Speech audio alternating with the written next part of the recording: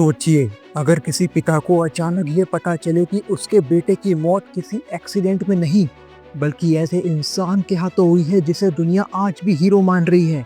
यही शौक मिलता है पीसमेकर सीजन 2 के एपिसोड 2 की शुरुआत में रिक फ्लैग सीनियर को। इस बार कहानी सिर्फ पीसमेकर वर्सेस विलन तक लिमिटेड नहीं है, अब ये पर्सनल हो चुकी है। आर्गस की पॉलिटिक्स, रिक फ्लैग सीनियर का बदला, क्रिस स्मिथ का गिल्ट और सबसे ऊपर एक अल्टरनेट डायमेंशन का खतरा। Hey super friends, welcome to our channel the superhero universe where legends rise. आज हम डिटेल में ब्रेक डाउन करेंगे पीसमेकर के सीजन 2 के एपिसोड 2 का। हम बात करेंगे हर ट्विस्ट की, हर हिडन कनेक्शन की, इगली का बैडएस मूवमेंट हो या फिर मल्टीवर्स का नया दरवाजा हो, डीसी की पुरानी मूवीज के रेफरेंसेस हो या डीसी कॉमिक्स के कुछ ईस्टर एग्स, सबकी बात करेंगे इस वीडियो में। Now tight your keeps and let's assemble. Episode की शुरुआत होती है आर्गस के ऑफिस से, जहां पर जॉन इकोनॉमस लेकर आते हैं रिक फ्लैग सीनियर को उनके नए पर्सनल ऑफिस में। जी हाँ, अमांडा वॉलर अब आउट हो चुकी है और उनकी जगह आर्गस का नया डायरेक्टर बना दिया गया है और वो है रिक फ्लैग सीनियर। जैसे ही रिक फ्लैग सीनियर ऑफिस संभालते हैं, वो सबसे पहले मांगते हैं क्लासिफाइड फाइल्स। इन फाइल से उन्हें पता चलता है कि उनके बेटे रिक फ्लैग जूनियर को कोर्टो मॉल्टीज में प्रोजेक्ट स्टार फिश, याद है ना, ये वही प्रोजेक्ट है जिसे सुसाइड स्क्वाड की मूवी में दिखाया गया था, उसमें उनका बेटा मारा गया। और किसके हाथों? और वो इंसान है क्रिस स्मिथ, यानी पीसमेकर। वॉलर के ऑर्डर्स पर पीसमेकर ने ही रिक फ्लैग जूनियर को मारा था। ये जानकर रिक फ्लैग सीनियर के अंदर बदले की आग जल उठती है और वो एजेंट साशा को साफ कह देता है कि अब आर्गस का सबसे बड़ा सर्वेलेंस टारगेट होगा पीसमेकर, चाहे उसे प्रोजेक्ट बटरफ्लाई के बाद एक्सोनरेशन मिल चुका हो। लेकिन रिक फ्लैग सीनियर उसे छोड़ने के मूड में बिल्कुल भी नहीं है। 8 महीने बाद कहानी आगे बढ़ती है। क्रिस स्मिथ यानी पीसमेकर छुपाने की कोशिश कर रहा है अपने ही अल्टरनेट वर्जन की डेड बॉडी, जिसे वो एक पैरेलल डायमेंशन से लेकर आया है। लेकिन ऑब्वियस है, ये काम बिल्कुल भी आसान नहीं है। वहीं दूसरी तरफ लियोटा एडेबायो वापस आती है अपनी एक्स गर्लफ्रेंड किया के पास, लेकिन किया गुस्से में है क्योंकि लियोटा ने उसकी फीलिंग्स और पर्सनल विशेस को इग्नोर किया। वहीं एमिलिया हारकोट भी अब चोटिल है। कन्वीनियंस स्टोर जाते वक्त वो एक महिला पर भड़क उठती है जिसने उसे डोमेस्टिक अब्यूज विक्टिम समझ लिया था। अब आर्गस के अंदर भी पॉलिटिक्स खेला जा रहा है। रिक फ्लैग सीनियर को शक हो रहा है कि इकोनॉमस पीसमेकर और उसकी टीम को ज़्यादा सपोर्ट कर रहा है। इसी वजह से इकोनॉमस को सौंप दिया जाता है एक नया हैंडलर, और वो है एजेंट लैंगस्टन फ्यूरी। ये सीधा रिक फ्लैग सीनियर का आदमी है और उसका काम है इकोनॉमस पर नज़र रखना। इसके बाद हम देखते हैं कि एडेबायो क्रिस से मिलती है और उसे बताती है कि रिक फ्लैग सीनियर उसकी एक्टिविटीज पर नजर रख रहा है। एडेबायो उसे सजेस्ट करती है कि क्रिस को क्वांटम अनफोल्डिंग चैम्बर यानी QUC आर्गस को सरेंडर कर देना चाहिए। लेकिन क्रिस को ये बात बिल्कुल भी पसंद नहीं आती और इसी दौरान उसे एक पैनिक अटैक भी आता है। इसके बाद एंट्री होती है हमारे पुराने क्रेजी दोस्त यानी एंड्रियान AKA विजिलेंटे की। एंड्रियान को सब कुछ बताया जाता है, पैरेलल डायमेंशन, अल्टरनेट पीसमेकर की डेड बॉडी और सब कुछ। एड्रियान तुरंत मदद करता है क्रिस को और दोनों मिलकर उस डेड बॉडी से छुटकारा पाते हैं। अब एपिसोड में टाइम आता है थोड़े लाइट मोमेंट्स का। हमें दिखाया जाता है 11 स्ट्रीट किड्स यानी पीसमेकर की पूरी गैंग रूफ टॉप पर पार्टी कर रहे होते हैं, जिसे होस्ट करती है हैरकॉट। क्रिस कोशिश करता है हैरकॉट को कंसोल करने की, लेकिन हैरकॉट अपनी इंजरीज और सिचुएशन की वजह से काफ़ी गुस्से में है। इसी बीच आर्गस का नया पॉन यानी एजेंट फ्यूरी अपनी टीम के साथ पीसमेकर के घर पर रेड कर देता है। जानते हैं उसका टारगेट क्या है? वो है QUC से निकल रही इंटर डायमेंशनल एनर्जी। लेकिन इस रेड में होता है कुछ अनएक्सपेक्टेड। पीसमेकर का लॉयल साथी इगली पूरे आर्गस टीम की धुलाई कर देता है। ये सीन एकदम James Gunn style dark comedy और ब्रूटल एक्शन मिक्स है। इसके बाद हम देखते हैं पार्टी के बाद ड्रंक हालत में क्रिस अपने घर लौटता है। वो अल्टरनेट पीसमेकर के फ़ोन को चेक करता है जो उसने बॉडी जलाते वक्त छुपा लिया था। उसी फ़ोन से वो कोशिश करता है मैसेज भेजने की उस अल्टरनेट हारकोट को, जो उस यूनिवर्स में उसके दूसरे वर्जन यानी दूसरे पीसमेकर की एक्स गर्लफ्रेंड है। लेकिन मैसेज फेल हो जाता है क्योंकि ऑब्वियस है, दोनों अलग अलग यूनिवर्सेस में हैं। फिर क्रिस दोबारा QUC का इस्तेमाल करता है और इस बार वो सच में पहुंच जाता है पैरेलल डायमेंशन में। लेकिन साथ ही वो सुन लेता है कि उसके फादर ऑगी स्मिथ और ब्रदर कीथ स्मिथ अपने क्रिस को ढूंढ रहे हैं।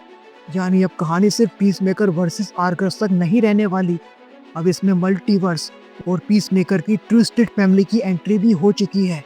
तो दोस्तों, पीसमेकर सीजन 2 एपिसोड 2 ने ये साफ कर दिया कि आने वाले एपिसोड में हमें देखने को मिलेगा Rick Flag senior versus peacemaker का बड़ा टकराव, आर्गस की पॉलिटिकल वॉर और सबसे खतरनाक मल्टीवर्स का नया खतरा, जहां क्रिस स्मिथ का सामना होगा अपनी ही अल्टरनेट फैमिली से। अब सवाल ये है, क्या पीसमेकर अपनी गिल्ट और इनर डीमन से जीत पाएगा या फिर उसका अतीत और उसका अल्टरनेट सेल्फ से निकल जाएंगे? कमेंट में हमको जरूर बताइएगा आपको इस एपिसोड का कौन सा मोमेंट सबसे शॉकिंग लगा। पर बात यही खत्म नहीं होती है। पीसमेकर के इस एपिसोड की ओवरऑल स्टोरी के बाद चलिए बात करते हैं कुछ ऐसे डीसी कॉमिक्स रेफरेंसेस की जो हमने नोटिस किए इस एपिसोड में। तो दोस्तों, रिक फ्लैग सीनियर के कॉमिक बुक ओरिजिन की और साशा बायडवेक्स के कॉमिक बुक ओरिजिन की हमने बात तो कर ली है इससे पुराने वाले एपिसोड के ब्रेकडाउन में, तो यहाँ हम उनका जिक्र नहीं करेंगे। हम बात करेंगे यहाँ पे क्वांटम अनफोल्डिंग चैम्बर के बारे में और मल्टीवर्स के बारे में भी थोड़ी बात करेंगे आपसे। तो दोस्तों, क्रिस स्मिथ का सबसे बड़ा साई-फाई टूल है क्वांटम अनफोल्डिंग चैम्बर यानी QUC। ये डीसी कॉमिक्स के मल्टीवर्स कॉन्सेप्ट से इंस्पायर्ड है। डीसी कॉमिक्स ने हमेशा से पैरेलल अर्थ और crisis events huge plot devices रहे हैं। अगर बात करें crisis on infinite earth DC comics के बारे में, जो कि पब्लिश की गई थी 1985 में, या फिर बात करें डार्क नाइट्स मेटल के बारे में, जो कि पब्लिश की गई थी 2017 में, हर जगह मल्टीवर्स सेंट्रल थीम रहा है। पीसमेकर का अपने अल्टरनेट वर्जन से सामना इस बात की तरफ इशारा करता है कि ये शो स्लोली मल्टीवर्स के कॉन्सेप्ट को एक्सप्लोर करने जा रहा है। इसके बाद चलिए बात करते हैं एड्रियन चेस यानी विजिलेंटे के बारे में। इस एपिसोड में एड्रियन चेस वापस आता है और क्रिस की मदद करता है। ये भी एक कॉमिक बुक कनेक्शन है। एड्रियन चेस पहली बार आया था the new Teen Titans annual issue 2 में, जो कि पब्लिश किया गया था 1983 में। ओरिजिनल विजिलेंटे का बैक स्टोरी भी डार्क था। वो एक जज था जिसने जस्टिस सिस्टम से हार कर खुद विजिलेंटे का रास्ता अपनाया। इस शो में उसका गोपी और कॉमेडिक वर्जन दिखाया गया है, लेकिन असल में कॉमिक्स का विजिलेंटे बहुत ही ब्रूटल और एंटी हीरो था। इसके बाद चलिए बात करते हैं आर्गस और लैंगस्टन फ्यूरी के बारे में। रिक फ्लैग सीनियर का नया पॉन यानी एजेंट लैंगस्टन ये डीसी कॉमिक्स में भी दिखाया गया है। आर्गस का पूरा कॉन्सेप्ट भी पूरी तरह से कॉमिक्स से आया है। आर्गस पहली बार कॉमिक्स में इंट्रोड्यूस हुआ था जस्टिस लीग वॉल्यूम 2 इशू 7 में, जो कि पब्लिश की गई थी 2012 में। इसे अमांडा वॉलर ने बनाया था। ये एक ऐसी एजेंसी है जो मेटा ह्यूमंस और सुपर हीरोज की निगरानी करती है। आप इसे मार्वल की शील्ड से कोरिलेट कर सकते हैं। इस शो में आर्गस पीसमेकर और उसकी टीम पर नजर रख रहा है, जो डीसी कॉमिक्स की ओरिजिनल आइडियोलॉजी से परफेक्टली मैच करता है। इसके बाद चलिए बात करते हैं ईगली के अटैक के बारे में। जब आर्गस एजेंट रेड करते हैं पीसमेकर के घर पर, तो उन पर हमला करता है ईगली। ये फनी सीन भी कॉमिक कनेक्शन रखता है। पीसमेकर के ओरिजिनल 1966 कॉमिक्स यानी चार्ल्टन कॉमिक्स इरा में पीसमेकर के पास कोई ईगल साइडकिक नहीं था, लेकिन जेम्स गन ने शो के लिए ईगली को क्रिएट किया एक सिंबॉलिक रिप्रेजेंटेशन के तौर पर। ईगल पीसमेकर के ट्विस्टेड पैट्रियटिज्म पर उसके कैरेक्टर का सिंबल है, और अब इस तरह आर्गस पर हमला करना ये दिखाता है कि जेम्स गन ने इस सिंबॉलिक मास्कोट को भी स्टोरी में एक्टिव रोल दे दिया है। दोस्तों, इस एपिसोड के एंड में क्रिस अल्टरनेट यूनिवर्स में पहुंचता है और सुनता है अपने फादर ऑगी स्मिथ और ब्रदर कीथ स्मिथ की आवाज। इसका रेफरेंस डीसी कॉमिक्स के उन कई आर्क से है जहां multiverse version of hero villains एक दूसरे से टकराते हैं। डीसी में सुपरमैन के अल्टरनेट वर्जन जैसे अल्ट्रामैन, जो कि अर्थ 3 का सुपरमैन का इविल वर्जन है, या फिर इनजस्टिस सुपरमैन, ये काफी फेमस एग्जांपल है अल्टरनेट वर्जन के। यहाँ पर भी पीसमेकर के लिए एक ट्विस्टेड मिरर यूनिवर्स तैयार किया जा रहा है, जिससे उसका फेस ऑफ होगा आगे आने वाले एपिसोड्स में। तो दोस्तों, सारे कॉमिक बुक रेफरेंसेस के बाद चलिए बात करते हैं कुछ ऐसे डीसी मूवी रेफरेंसेस या टीवी शो रेफरेंसेस के बारे में जो हमने इस एपिसोड में नोटिस किए हैं। तो ये बात तो कहना गलत नहीं होगा कि हमने सीधा कनेक्शन देखा इस एपिसोड में। एपिसोड की शुरुआत में रिक फ्लैग सीनियर से, और जैसे ही वो अपने बेटे की डेथ के बारे में जानता है, पूरा ध्यान चला जाता है द सुसाइड स्क्वाड मूवी की तरफ। याद है ना कोटो मोल्टीज में प्रोजेक्ट स्टारफिश? जी हाँ, वहीं पर जहां रिक फ्लैग जूनियर को मार दिया गया था पीसमेकर के द्वारा। इसके बाद हमने देखा रिक फ्लैग सीनियर आर्गस का नया डायरेक्टर बन चुका है और उसने अमांडा वॉलर को रिप्लेस कर दिया है। अमांडा वॉलर को हमने पहले भी डीसी मूवीज में देखा है। चाहे बात करें सुसाइड स्क्वाड की जो 2016 में आई थी, या फिर द सुसाइड स्क्वाड जो कि 2021 में आई थी, या फिर पीसमेकर का सीजन 1 जिसमें उसका बहुत बड़ा इन्फ्लुएंस था। अब सीजन 2 में वॉलर को हटाकर रिक फ्लैग सीनियर को लाना, ये साफ दिखाता है कि जेम्स का नया DCU बनाते वक्त पुरानी कंटिन्यूटी को भी रेस्पेक्ट दे रहे हैं। इसके अलावा इस एपिसोड में हार्कोर्ट को चोटों के साथ दिखाया गया है और उसका एटीट्यूड काफी हार्श हो चुका है। हार्कोर्ट पहली बार हमें द सुसाइड स्क्वाड जो कि 2021 में आई थी उसमें दिखाई गई थी। मूवी में वो अमांडा वॉलर की कोर टीम का हिस्सा थी। बाद में उसने पीसमेकर को सपोर्ट किया और सीजन 1 में उसका कैरेक्टर और डेवलप हुआ। सीजन 2 में हार्कोर्ट के साथ जो भी कुछ हो रहा है वो उसी जर्नी का एक्सटेंशन है। इसके बाद चलिए बात करते हैं एडा बायो के बारे में।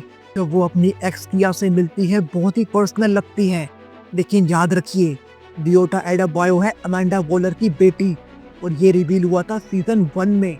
यानी एडा बायो सिर्फ पीसमेकर की एलाई नहीं है बल्कि पूरी वॉलर लेगेसी से जुड़ी हुई है। मूवीज में वॉलर जितनी मैनिपुलेटिव थी उतनी ही चीजें अब एडा वॉलर की जिंदगी को भी इनडायरेक्टली अफेक्ट कर रही हैं। इसके अलावा चलिए बात करते हैं आर्गस के बारे में। आर्गस सिर्फ मूवीज और पीसमेकर तक लिमिटेड नहीं है। अगर आपने एरोवर्स के शोज देखे हो, चाहे बात करें एरो की, द फ्लैश की या लेजेंड्स ऑफ टुमारो की, तो वहाँ भी आर्गस हमेशा से एक पावरफुल शैडो ऑर्गेनाइजेशन रहा है। अगर बात करें एरो टीवी शो की तो उसमें लाइला जो कि जॉन डीगल की वाइफ थी वो आर्गस की एक एजेंट थी। लेजेंड्स ऑफ टुमारो में भी आर्गस फ्यूचर टाइमलाइन में एक अथॉरिटी फोर्स बन गया था। तो जब एपिसोड 2 में आर्गस क्रिस के घर पर रेड करता है, ये पूरे DC मल्टीवर्स की आर्गस लेगेसी को याद दिलाता है। इसके अलावा एपिसोड के लास्ट में क्रिस QUC के जरिए पैरेलल यूनिवर्स में जाता है। यह हमें याद दिलाता है एरोवर्स के क्राइसिस ऑन इनफाइनाइट अर्थ, जहां पर पूरे मल्टीवर्स को कोलैप्स होते हुए दिखाया गया था।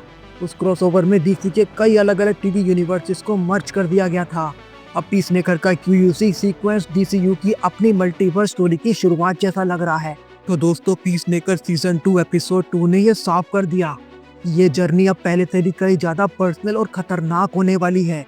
एक तरफ है रिक फ्लैग सीनियर जो अपने बेटे की मौत का बदला लेना चाहता है, दूसरी तरफ है आर्गस की निगरानी, उसका सर्वेलेंस, और तीसरी तरफ क्रिस स्मिथ का सामना अपने ही अल्टरनेट सेल्फ और ट्विस्टेड फैमिली से। अब सवाल ये है, क्या पीसमेकर अपने गिल्ट और ट्रॉमा से निकलकर सच में एक हीरो बन पाएगा, या फिर मल्टीवर्स का ये नया दरवाजा उसके लिए सब कुछ खत्म कर देगा? आने वाले एपिसोड्स में क्या होगा, ये जानने के लिए जुड़े रहिए हमारे साथ। बेल आइकन को दबाकर सब्सक्राइब कर लीजिए हमारे चैनल को आगे आने वाले सभी नोटिफिकेशंस के लिए। और अगर आपको ये ब्रेकडाउन पसंद आया हो तो लाइक जरूर कीजिएगा और शेयर कीजिएगा इस वीडियो को अपने सभी सुपर फ्रेंड्स के साथ, क्योंकि आगे की कहानी और भी ज़्यादा धमाकेदार होने वाली है। हम मिलते हैं आपसे किसी और सुपर हीरो वीडियो में। तब तक के लिए stay in the crew, we will get you all DC and MCU।